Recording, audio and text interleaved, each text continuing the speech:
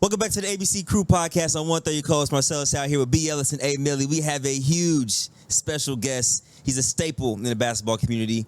He goes by the name of The Professor. We appreciate you for joining the platform today, my guy. Humble, bro. Hey, good to see you again, man. Appreciate you. Pleasure to meet you guys, bro. How you feeling? I feel great, bro. I'm a little tired, fresh off that flight from LA. Yeah. But feels good to be here, chop it up with you guys, man. I love what Next Chapter has going on, and anytime I really get to be around people in the YouTube Hooper creator community, it's always an honor. So, how long have you been tapped in? Like, really tapped in? When was the first clip you saw of, like, who was the first YouTuber you saw that was hooping? well, I was the first YouTuber. I'm the first YouTube Hooper. True. Who's the first other? I don't even know. I'm trying to think. When I first did it, it was Ball's Life, Hoop Mixtape, and myself in the hoop community. Oh, and Team Flight Brothers. But they were more like entities, right? And nobody posted their own stuff. They would go to them to get their content. Right. Man, I'm really trying to think who the other YouTube hoopers were. I'm not sure, to be honest. What was the year? I started 2009, but then I went viral. So I was still touring. So a different, sorry, let me rewind. So And1 ended in 08, like the end of 08. Didn't even get a call. No re-up, no contract renewal. Got bought out by some people didn't even know anything about basketball, much less streetball. Then I had started YouTube because fans overseas they'll come up to me like, yo, bro, I love your stuff. And I'd always say, oh, thanks for checking out the show. I think I'd talk about the ESPN show. And then a lot of people were saying like, no, YouTube. I'm like, YouTube? So I started looking into it like 05, 06. When it first went up, if you typed in basketball, our vids would come up because fans were ripping the ESPN show and making highlight compilations on it. And so then I was like, dang, this was leading to bookings. Somehow it was leading. I remember finding out it was leading to bookings outside of And1. And I finally had a non-exclusive deal my last few years. So I was having somebody like edit vids, like rip our clips, and then just like flood YouTube, not even on a page of mine. So And1 ends, and then AdSense came out that very year. So I started my own channel. So I was like, okay. And you used to be able to get a DM on YouTube. So it was like my Instagram, basically. You know what I mean? It was like how to get bookings. And then I was still touring. I couldn't put too much time into it, but I actually had a fan teach me how to edit. Like a fan who made one of my fan compilations. He's in San Diego. He's a little high school kid. He actually showed me how to edit. Like he took the time and all that. And so then when I would get footage for fun, I would just chop it up. Because I'm thinking more like And1 Mixtape. It was kind of an easy edit, right? You pick a hot song you like. This is before they even hemmed up the music. You know what I mean? I had all illegal music.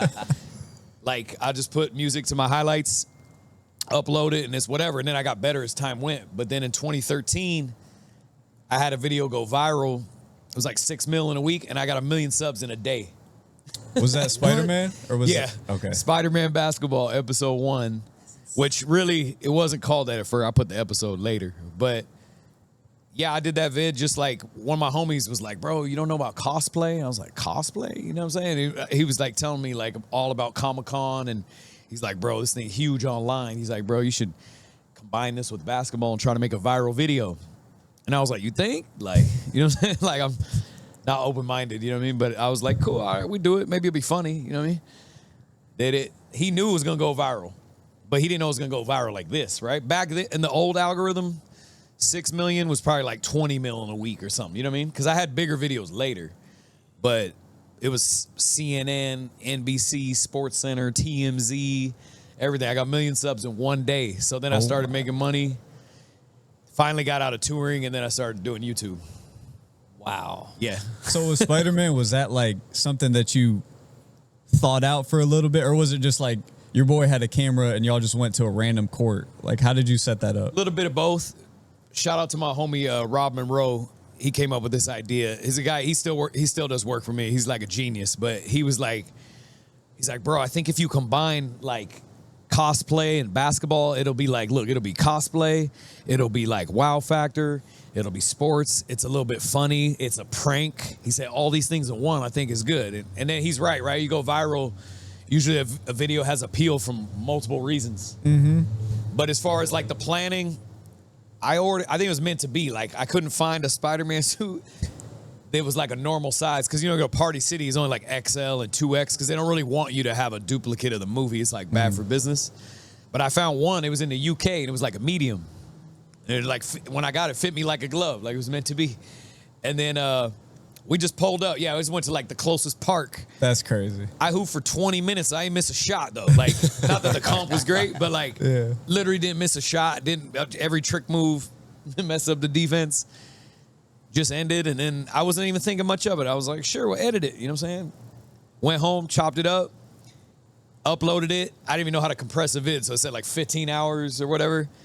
Went to sleep, had to wake up, had a game in Chicago. It was like ball up. It was they were trying to redo And1 back in the day. But I woke up, it was still uploading, and I was broke at the time anyway, so I was like, I'll just leave it up there. I don't even care, you know what I'm saying? Like, by the time I got to LAX, it had like 300,000 views.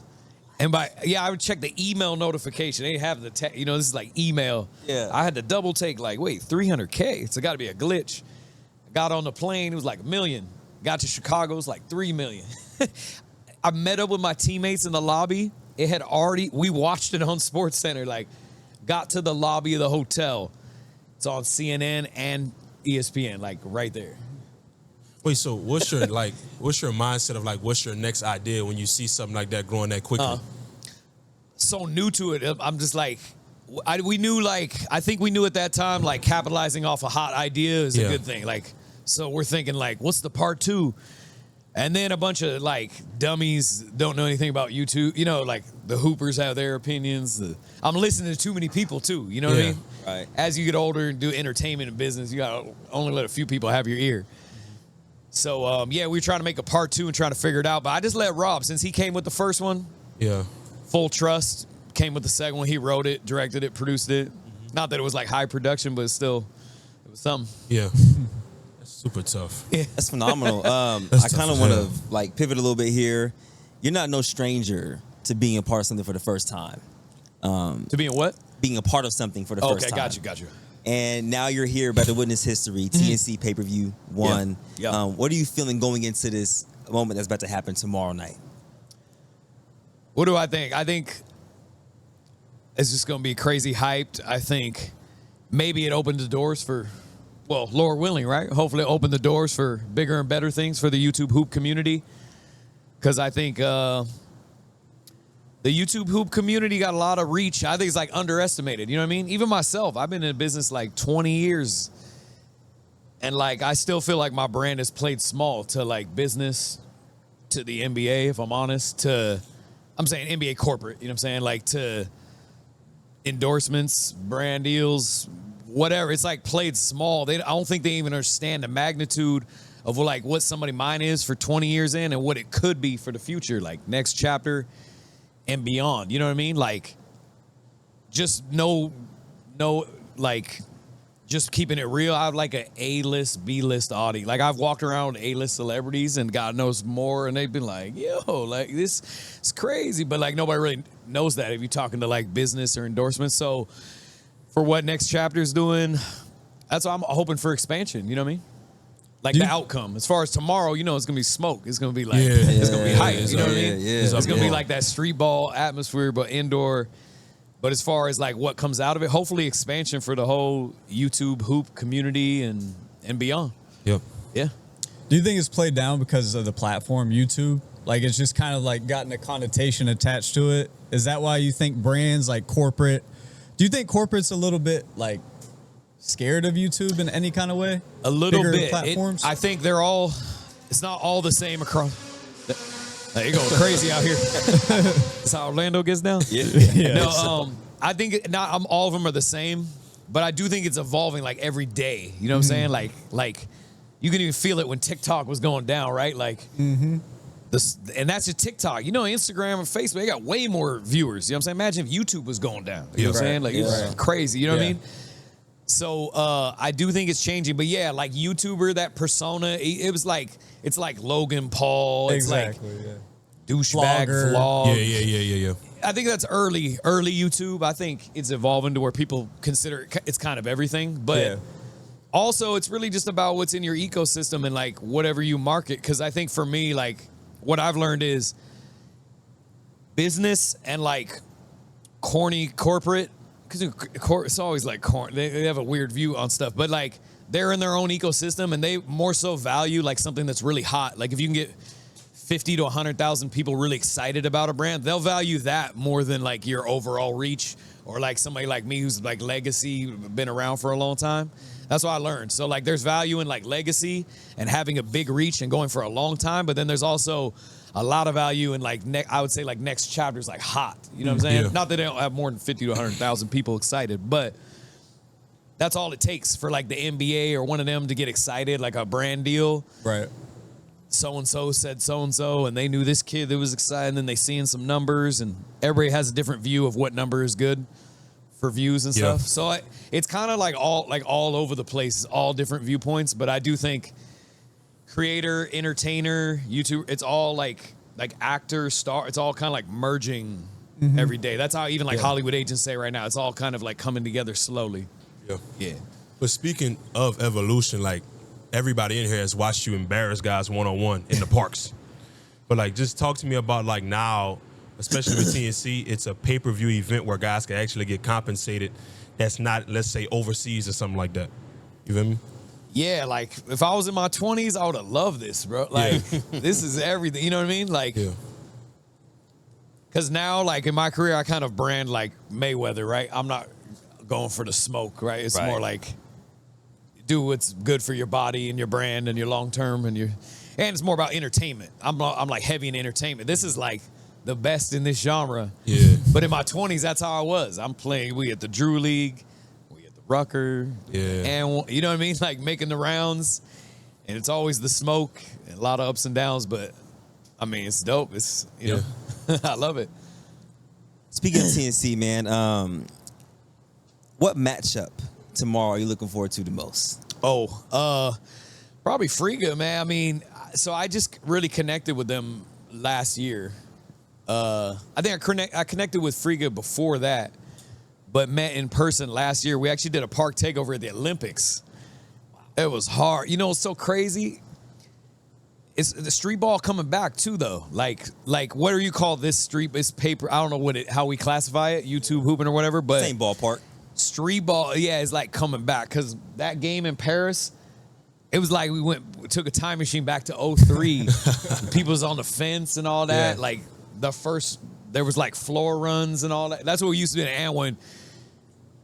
With me and Hot Sauce talk, we'd be like, man, we need to get a floor run. You know what I'm saying? We call it like a shutdown. You know what I'm saying? Where everybody runs on the floor. But we had a few of those. Like, you know what I mean? It felt good, but I think more evidence that this could be special. Like, I don't even know what this means going forward in the future.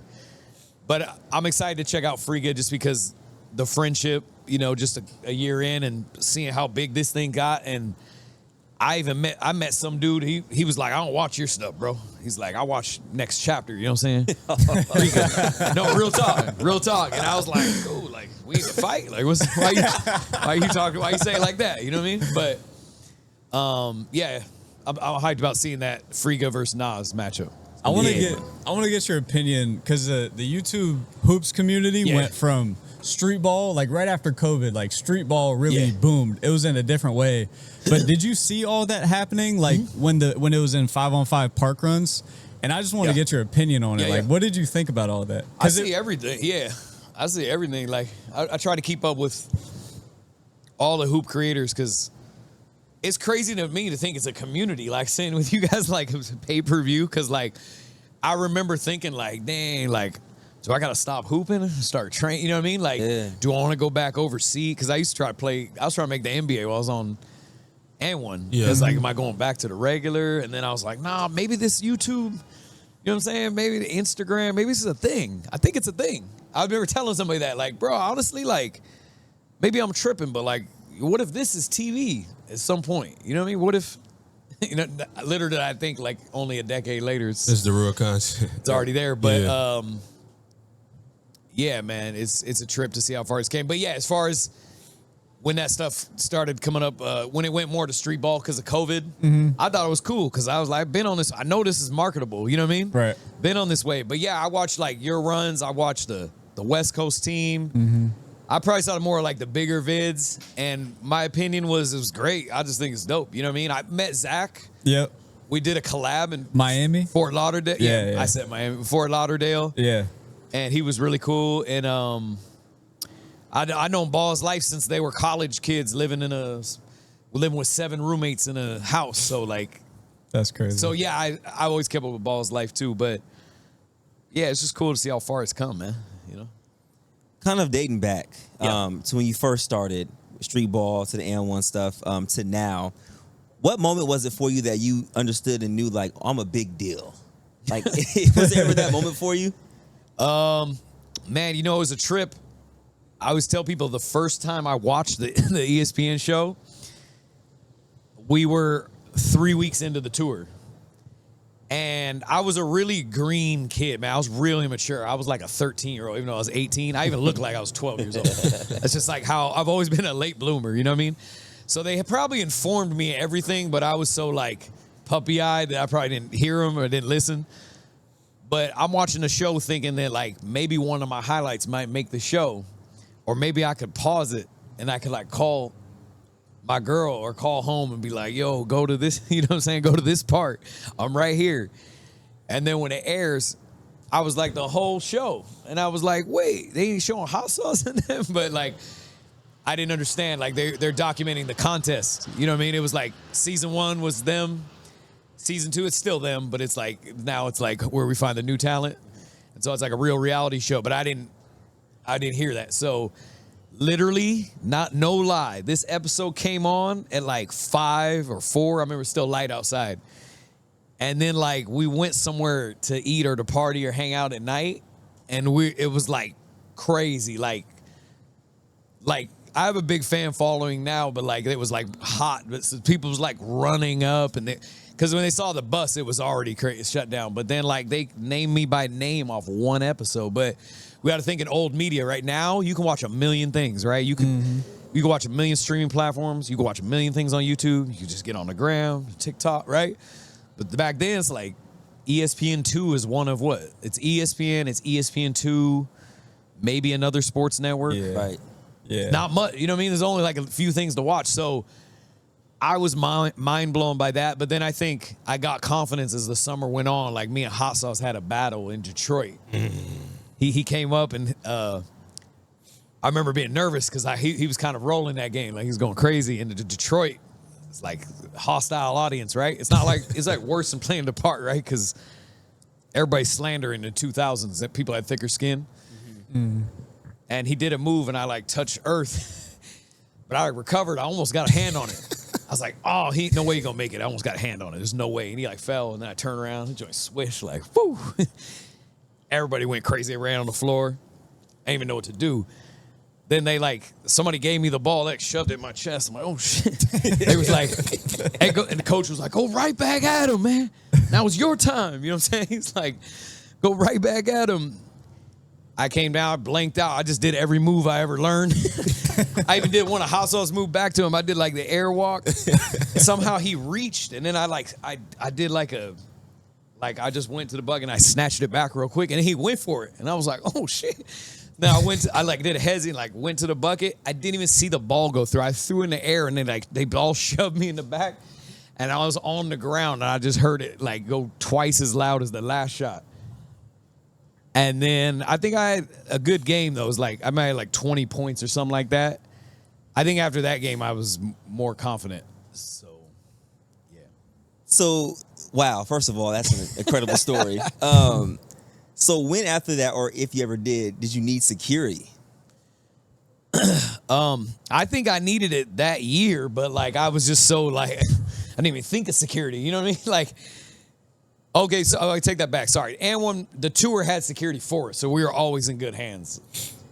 Yeah, I made a lot of good friends with those guys too. A couple of them passed away. But they were with us 24/7. So it was always the cameras, some big old security dudes. And then when I was at home in Oregon, funny enough though, I lived in Oregon. Oregon wasn't tapped into urban culture, hardly basketball, nothing. So I didn't really need security in my hometown. I think when I learned it was when I went to big events out of state or went to a college basketball game or Even like one of the Portland Trailblazers game. That was like first time in my home state they went crazy. You know what I mean? Wow. Not really in my hometown though. People used to listen to rock music and like they weren't even into hip hop or like not even basketball hardly. It's more like football and baseball. So probably more so I moved to LA. I moved to LA like 2006. And then it was at that time it was like mandatory. Yeah.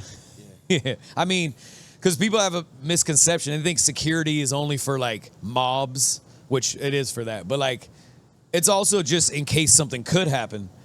And so, like, if you're famous enough where all it takes one person to act crazy or want to harm you or ruin your day, then you need security. That's the line. So I found out I had a lot of incidents. You know what I mean? Well, do you mind talking about any recent incidents or anything that's happened? Yeah. Well, one was crazy, and it's so crazy. I actually seen this dude yesterday, like, no lie. This one dude, I was at a Kinko's one time at West LA, and like I was trying to like scan a contract to send back because it's not like e-sign. This wasn't even a thing back then. And I was trying to work the computer. At Kinko's back in the day, the computer never worked. This shit was like whatever. But dude came over me, like standing over me, like, "Yo, you professor, right?" And I'm like, "Yeah." Like, what's up? He's like, "Hey, man, fuck that, man. I need the fade, bro." And I was like, "What?" He's like, "Yeah, man, I can't find no competition around here. I need to play you." You know what I'm saying? This is very like 2000. Everything was a smoke, right?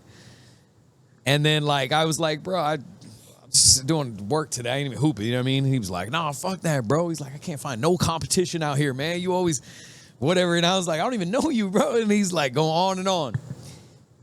Before I left, I just left. I couldn't even finish it. And he was like, "Where you hooping at?" I was like, "Bro, I don't even hoop. I hoop out of town. I don't hoop here." I said, "If I do, I hoop at a church. It's like an hour away."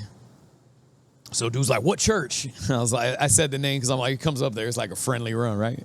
Plus a lot of big dudes. So I told him name. The next week came up the next Wednesday when they had open gym, but I didn't even go, right? I barely even went up there. So they called me at the house. The head of the sports ministry was like, "Yo, Grayson, are you okay?" And I'm like, "Yeah, what's up? I just woke up." He was like, "Man, some dude came up here and he said like if you weren't gonna come up here, he's gonna blow up the church." What? Yeah. So then dude got arrested, goes to jail. Then he's emailing. He hit my booking email from jail, and I'm immature back in the day. So he's like, "Yo, I went to jail because of you," and ooh, you know me. I'm a kid. I'm like, "Man, fuck you." You know what I'm saying?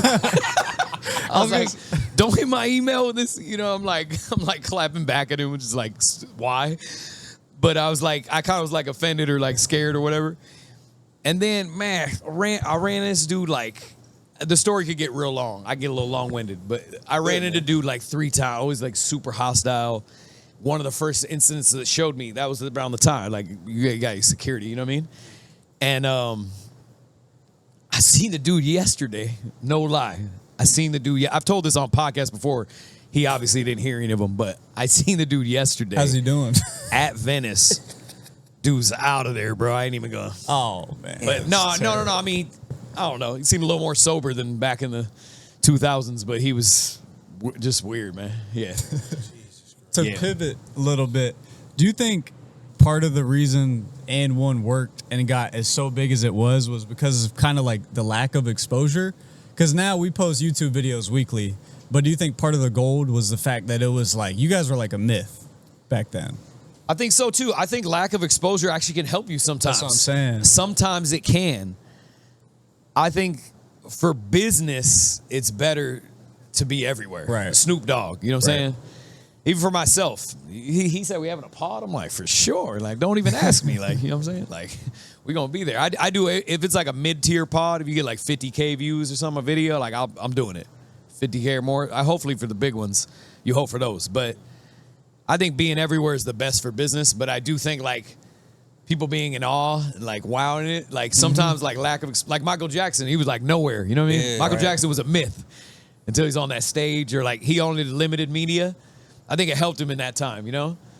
And so, yeah, like you said, I think there's a lot of gyms that just don't get eyes though. Like I put ads on a video before and it went crazy and like you could say like, was it just because of exposure or was it because like, no, it was dope. It's just don't get eyes. So I think there's a lot of great content creators making great stuff that algorithm just doing them wrong. You know what I'm saying? Like, however that thing worked doesn't mean it's not good. It's just like it didn't fit the trends of how the algorithm wants to treat it. Even today, I'll look at some of my videos. I'll be like, YouTube broke? Like, what the fuck? You know what I'm saying?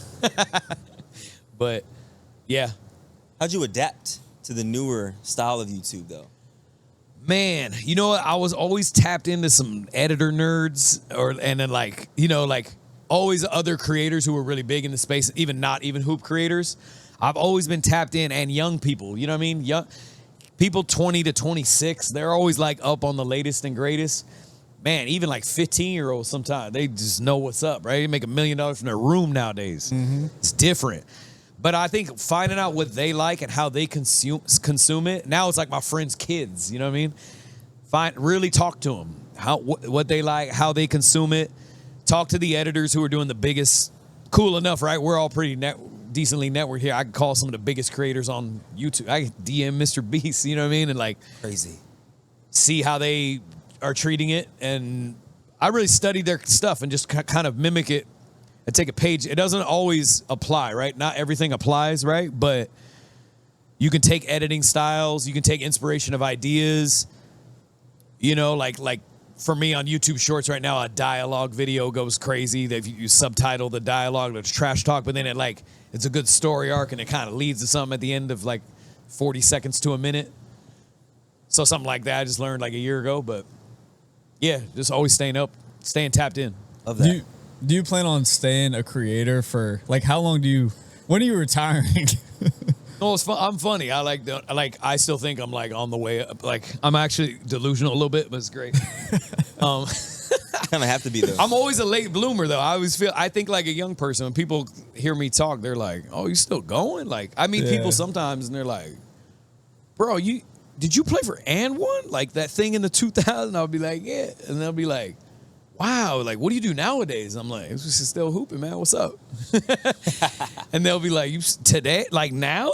I'm like, "Yeah." Like, have you tried to get like hot sauce or any of your old teammates onto the wave? Like, you know what I'm saying? To kind of adapt the way you have. Some hostility, some animosity with some of the guys. Some of the guys not though. A lot of guys I'm still friends with and cool, but they don't even have interest. Gotcha. Or they look at it maybe as something it's not for them. Back in the day, we used social media. We was just getting girls right on tour. That's literally what it was for. But I would always brand on my. You know what I'm saying? I would still like post highlights or. Back then, it was like our print ads or whatever. You know what I mean? Whatever I could get that was themed my brand, I would post. It wasn't as tactful or anything, and so that kind of like kickstarted it. But I think for anybody like. It's hard to lead a team, and it's like it's a hard thing to do. So it's like I could have a convo about it, but you really need like ongoing mentorship for it, right? To like really do it, or they have to be so tapped in and so hungry on their own. But a lot of them had kids; they went into different job fields. It wouldn't even. They're older, right? Hot Sauce and Maine and them are 50. You know what I'm saying? Wow. So like them to go to the park is yeah, for sure. It'd feel kiddie, I think. You know what I'm saying? Sure, yeah. Unless you had a big brand, and it was hot. You know what I'm saying? Like like if it was rolling, it'd feel like a start over or different. I think, but yeah, some of the guys, it's like not even something that comes up organically. But like Maine, I talked to Maine recently, and he's like did like a pod and like tapped in a little bit on the gram, and we talked about streaming and stuff. And then, like, a lot of guys are trainers or doing something else, so it's not even really a combo we would have. And nobody ever asked me. I know that. Gotcha. Yeah. Being relevant like this long, there has to be some type of adversity or obstacles you have to go through to get to where you are now and still staying relevant. Can you elaborate on that? Yeah. Yeah, bro. Man. Well, injuries for one. I broke everything. I tore everything. I broke everything. Everything. So that was big, you know what I'm saying? Just learning to love being in the gym. Like my sports rehab physical therapy spot is my gym. Yeah. Just go there and get fixed every day, you know what I mean? But yeah, a lot of adversity, you know, even like after &1, we all, well, I don't want to speak for everybody, but probably all went broke. You know I did. And then just the ups and downs. It's always like ups and downs. And then like when you catch a high moment, people think you just like went there. You know what I mean? Like, but it's always like a lot of ups and downs. Like I've had times where I feel like I couldn't even get 200K views in the algorithm. But then I had other seasons. I didn't do less than 2 million views for like 7 years or something like that. Every once in a blue moon, go less than 2 mil. But that was great. I thought that was never ending, but nothing ever lasts forever. You know what I mean? Yeah. So, yeah, a lot of highs and lows. Those are some that come to mind. But yeah, dude, like always getting canceled for some fake narrative. Like even recently, like this happened last week. We're doing these Space Jam videos lately, right? And some dude came up and started filming professionally, though. He had like a big DSLR. He's like a street photographer or whatever. And he's like over our camera guy's shoulder, like. And I was like, what? Like, not only are you filming her, but I was like, why are you being weird? You like on dude's shoulder? So like, I sent my crew over there. I was like, can you guys go just talk to dude or whatever? Because you can't really shut him down. But they were like, hey, what are you filming for? What's going on? And I saw the convo going along, and I was like mid-game, and I was irritated. So I went over there like, hey, my bro, like, you got like a pro camera, like it's professional courtesy. You don't film somebody else's stuff. You know what I mean? I said, we can't tell you what to do, but we'd prefer you don't shoot that, just so you know, like, we can't. And then he stays there for the 2 hours, films the whole thing, uploads on the gram. And then he had like this weird fake narrative that we like disrespected him and we're mad arrogant. Because what I did say was my Space Jam shoot all the videos, I made the costumes at once. It cost over $50K. So I told the dude though, I said, hey man, 50K shoot right here. We put a lot into this. I wasn't trying to be bad, but the way he spun on the internet and it had me saying 50K. And it was funny too. I was in a Bugs Bunny outfit or whatever. So to me, it was like silly. And we were being nice. We said, we can't tell you what to do. We'd prefer whatever. But the way he made it, I got like 10,000 comments. I'm getting canceled on TikTok right now. Not mainstream, but like just mini narratives. But I had a lot of narratives like that were much bigger. Yeah. And even people from the past hating it, like, post about you for weeks on it. Like, it's a lot. Yeah. Man. Yeah. Kind of want to pivot back to the pay-per-view really quick here because we've... Yeah, I've sidetracked a lot. No. That's perfect, though. It kind of ties into it. So, you know, you've been and won, Ball Up, YouTube. Now we're bridging into the pay-per-view moment for the YouTube scene. Yeah. Why would you say it's important for people to support what's going to happen tomorrow night? Well, I think it's incredible. Like I said, I think it's incredible entertainment. I think the whole genre is underestimated. I think it's important internally because it could expand to other things, right? Like everybody, I've actually heard like 3 or 4 people say they want to make the UFC of basketball. I've actually heard 3 or 4 entities, including these guys, but these guys probably did the best job, like by far have been the realest and go, you know, like on the most on par, like on that path, you know what I mean, to being that. And so, you know, you realize like you get to a milestone down the line, you look back and everything mattered, right? So like this matters a lot, like however this goes down, and it never feels like it in the moment. But then you look back and you be like, without that, we couldn't have did this, and without this, we couldn't have did that. And now we led to here, and like without that, it wasn't even possible. So I think it could be a fork in the road.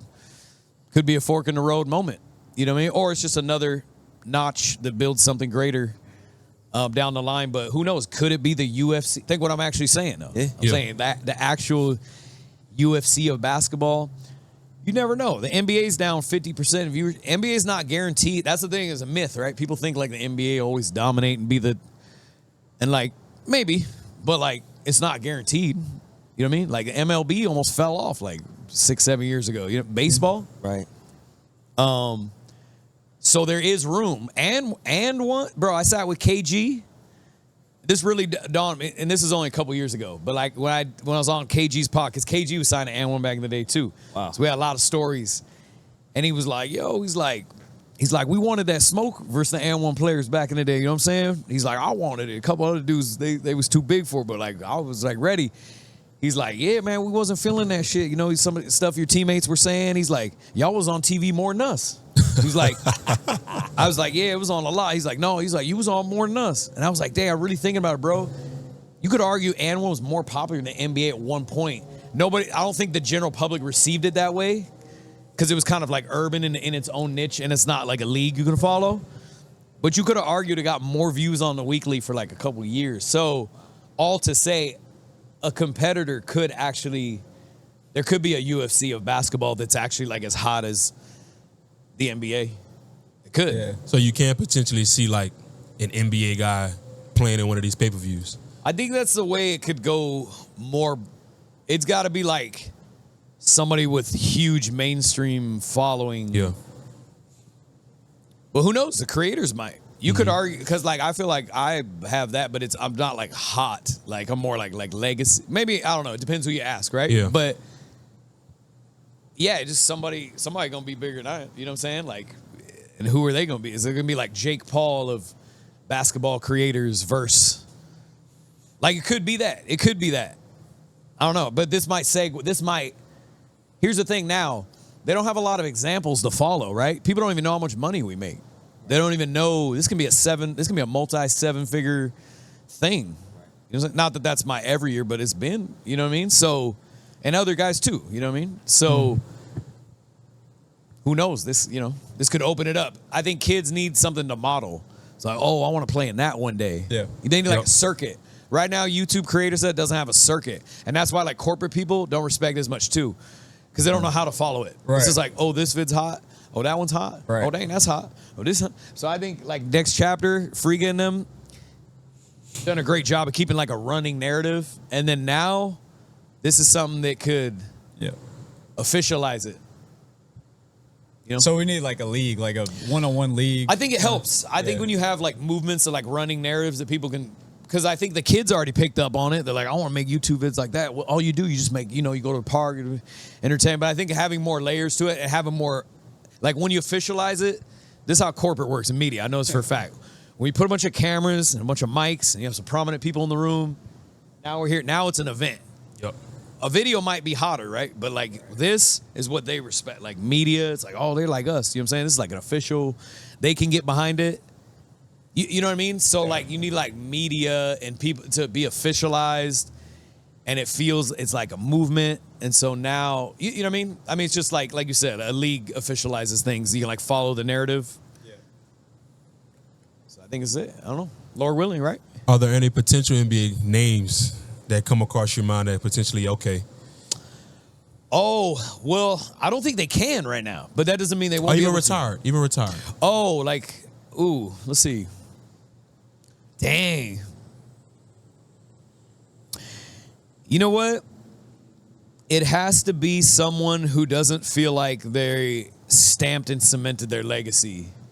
Because then they're going to brand like me, right? I'm not doing it. Well, maybe. Shoot. Let's see what the purse is, you know? It makes sense. It makes sense. You know, see who it is. No, real talk, right? It's just got to be like, it's got to make sense, right? You're trying to, because you know how it is. It's always about what you did right now that dictates your brand, you know? Mm-hmm. But, yeah, because like you love Jamal Crawford versus, I'm blanking, I'm forgetting names, but like, in theory, right? You Jay Will versus Jamal Crawford. Yeah. Right. 1v1 for the smoke. Now, those two guys, though, they kind of like made their mark and cemented it. And like, you could leave room. I don't know if you could leave room to tamper with legacy because they're over 40 years old, but somebody gonna want it though, right? Somebody would do it for sure. So who do you think are some of the best Yeah. one-on-one guys right now that are retired? Good question. You know what's funny though? Like I lose track of NBA players. I know like Joe Johnson. Yeah. Loves the game, right? He's perfect. There you go. Made a lot of money. Beasley coached the season. Yeah, been an all-star a bunch of times, but not necessarily going down in the record books. We're not going to bring him up in all-time combos. So does he really have anything to lose? Yeah. Less, right? You in NBA, you got an ego, so you. It's like the people that know but, Joe Johnson know Joe Johnson. Yeah, you got less to lose. But yeah, man, I'm really trying to add it up in my head, bro. I can't think of players. I love watching Mahmoud when he was first doing the Big Three. Like I went to the Big Three. I think I don't know how many years ago, 5 years ago, to watch him. There's so many guys, man. I don't know. Like a Lance Stevenson. Yeah, Lance That'd be Stevenson. tough. Oh man, there's so many guys. I'm just blanking right We now, talked about man. Austin Rivers yesterday. Yeah, Austin Rivers. We talked about Austin Rivers yesterday. Dude, to be honest, think about it. Any NBA guard that's not injured up or have a hip replacement right now is gonna be dumb nice in a 1v1 if they're still in shape and they or if they accepted it and then got in shape for it. Sure. They're gonna be tough. Yeah. So yeah, endless potential though. You know what I mean? Like, who knows what that looks like? For sure. Did you ever have like a massive one-on-one matchup, like where it was just like the whole city came out to watch you versus anybody? We weren't thinking like that back in the day. exactly. It was all fives. Right. I started doing one, like, I feel like I started I was the first hoop creator, but it's keeping the score, right? Right. The watch the game and the score. And then I tried to mimic Street Fighter. All my videos, they kind of like mimic Street Fighter a little bit. You know what I mean? Like the points going up with the sounds and like a dope backdrop. You know what I'm saying? Like it was cars or Venice or wherever. But no, like ours were like battles. We'd do a battle, but like during the 5-on-5 game. Right. So Back like and when forth. I went back and forth with like Sick With It or Hot Sauce or Headache Yeah. or Bone, that was like a big. We looking at that. That would be the version of it. You know what I mean? Right. Yeah, come out for the ones. I don't know. We didn't even think like that. It was just. It's like the league. They only think about fives. Right. Yeah. That makes sense. Man, I mean, I think we've learned a lot today. Hey, let's go, man. I mean, this is a living legend right here. I'm Humble, just bro. super. I think we're super honored to even have you on the platform, to have you in the building for tomorrow, February 1st. Man, Thanks. it's going to be something special. My last thing for you is, if you could envision yourself as a 20-year-old, would this be something you would do no brainer? I know you talked about it briefly. Yeah. But would this be a no brainer, no matter the amount, because of the opportunity that it could be in the future? I think so. I think when you're in your 20s, though, you think like ball is life. You think like, I hoop everywhere. Like when I first moved to LA, look, I played in the men's league. It's like you go to the Drew League. It's like you go to like your actual game you're booked for. I would go to a kids camp, murk them. You know what I'm saying? Like I hoop everywhere, like literally. So anytime you could do something bigger, get some eyes on you, and then a chance to kind of like, this could break people too, though. Like, sorry, I'm saying like break them into being known. Right. You know what I mean? Mm-hmm. Because even some of the guys, like, think about it. I'm aware of like 5 dudes I wasn't aware of last week coming into this, right? And like with social media, somehow you can think you're way more known than you are, but you really need to be co-signed by other people, and people like say your name to really like have it Stamp you. lock in, you know? So I would be a part for sure if I was 20. What? It's crazy. I think about it. It could be like the and one of next chapter. Kind of is Ball is Life was kind of the and one, right? It didn't have that like mainstream appeal, but it was like it was a movement you could be a part of, and it was really dope. And even a kid could say, "Hey, I want to do that." Right. So, and it was big though. Don't let me downplay it. Like it was, you know what I mean? Like Yeah. hundreds of thousands, millions of views, but.